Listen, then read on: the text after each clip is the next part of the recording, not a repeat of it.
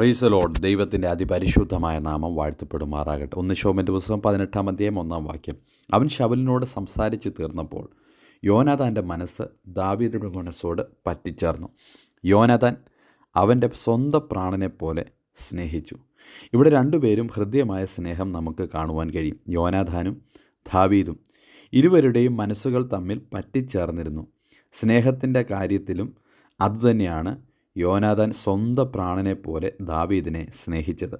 വേർപിരിക്കുവാനാകാത്ത സ്നേഹബന്ധമായിരുന്നു അത്. യോനാഥാൻ്റെ അപ്പനായ ശൗൽ ദാവീദിനെ കൊല്ലുവാൻ പദ്ധതിയിട്ടപ്പോൾ ദാവീദിനെ രക്ഷിക്കേണ്ടതിന് തന്നാൽ കഴിയുന്നത് ചെയ്തു. ഇത് യോനാഥാൻ്റെ ആഴമായ സ്നേഹത്തെ കാണിക്കുന്നു. എങ്കിലും ദാവീദ് ശൗലിനെ ഭയന്ന് തൻ്റെ ജീവരക്ഷയ്ക്കായി കാട്ടിലേക്ക് പോയി.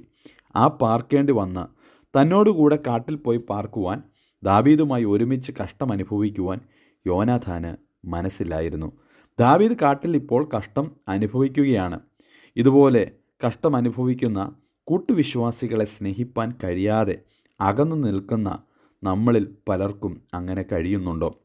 ആഴത്തിൽ സ്നേഹിക്കുന്നു എന്ന് പറയുകയും കഷ്ടത വരുമ്പോൾ യോനാഥാനെ പോലെ സുഖമായി വസിക്കുവാൻ ആഗ്രഹിക്കുകയും ചെയ്യുന്നു.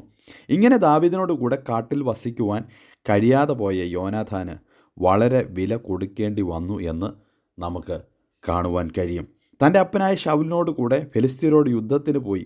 ആ യുദ്ധത്തിൽ ശൗലും യോനാഥാനും മരിക്കേണ്ടി വന്നു. 1 ശമൂവേൽ 31:2.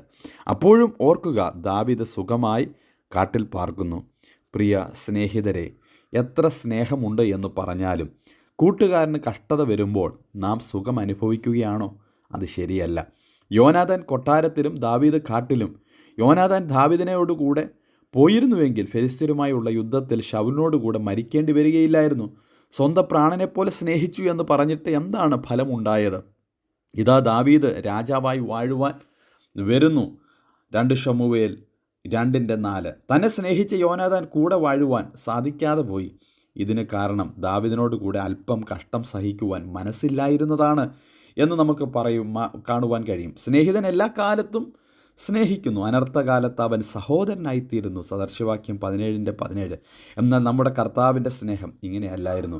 ഏത് കഷ്ടതയിലും നമ്മുടെ ബലഹീനതകളിലും താങ്ങുന്ന നല്ല കർത്താവ്, നല്ല സ്നേഹിതനായി, നല്ല കൂട്ടാളിയായി, തീച്ചൂളയുടെ അനുഭവത്തിലൂടെ കടന്നു പോകുമ്പോഴും കൂടെ ഇരുന്ന് നമ്മെ സഹായിക്കുന്ന കർത്താവായി, നമ്മുടെ ഭാരം ചുമക്കുന്നവനായി, നമ്മുടെ പാപത്തിന് പരിഹാരം നൽകി ചോര ചിന്തി നമ്മെ വീണ്ടെടുത്ത ആ നിത്യസ്നേഹത്താൽ നമ്മെ സ്നേഹിച്ച ആ കർത്താവുമായി പറ്റിച്ചേർന്നിരിക്കുവാൻ ഈ പ്രഭാതത്തിൽ നമുക്ക് കഴിയുന്നുണ്ടോ?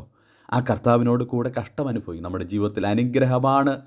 അതിനായി കർത്താവ് നമ്മെ എല്ലാവരെയും സഹായിക്കട്ടെ. Have A blessed day. God bless you.